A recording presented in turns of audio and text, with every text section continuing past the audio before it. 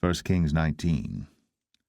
And Ahab told Jezebel all that Elijah had done, and withal how he had slain all the prophets with the sword. Then Jezebel sent a messenger unto Elijah, saying, So let the gods do to me, and more also, if I make not thy life as the life of one of them by tomorrow about this time. And when he saw that, he arose, and went for his life, and came to Beersheba, which belongeth to Judah, and left his servant there.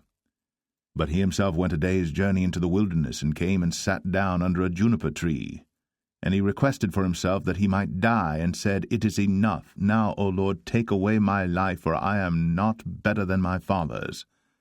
And as he lay and slept under a juniper tree, behold, then an angel touched him, and said unto him, Arise and eat. And he looked, and behold, there was a cake baked on the coals, and a cruse of water at his head. And he did eat and drink, and laid him down again. And the angel of the Lord came again the second time, and touched him, and said, Arise and eat, because the journey is too great for thee.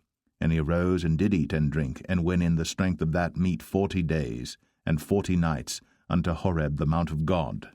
And he came thither unto a cave, and lodged there. And behold, the word of the Lord came to him, and he said unto him, What doest thou here, Elijah? And he said, I have been very jealous for the Lord God of hosts, for the children of Israel have forsaken thy covenant, thrown down thine altars, and slain thy prophets with the sword, and I, even I only am left, and they seek my life to take it away. And he said, Go forth, and stand upon the mount before the Lord. And behold, the Lord passed by, and a great and strong wind rent the mountains, and brake in pieces the rocks before the Lord. But the Lord was not in the wind. And after the wind, an earthquake. But the Lord was not in the earthquake. And after the earthquake, a fire. But the Lord was not in the fire. And after the fire, a still, small voice. And it was so, when Elijah heard it, that he wrapped his face in his mantle, and went out, and stood in the entering in of the cave.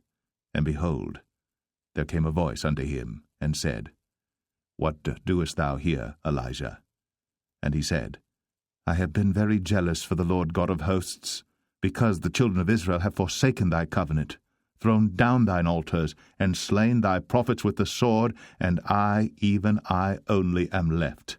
And they seek my life, to take it away. And the Lord said unto him, Go, return on thy way to the wilderness of Damascus, and when thou comest, anoint Hazael to be king over Syria. And Jehu, the son of Nimshi, shalt thou anoint to be king over Israel. And Elisha, the son of Shaphat, of Abel-Meholah, shalt thou anoint to be prophet in thy room. And it shall come to pass, that him that escapeth the sword of Hazael shall Jehu slay, and him that escapeth from the sword of Jehu shall Elisha slay.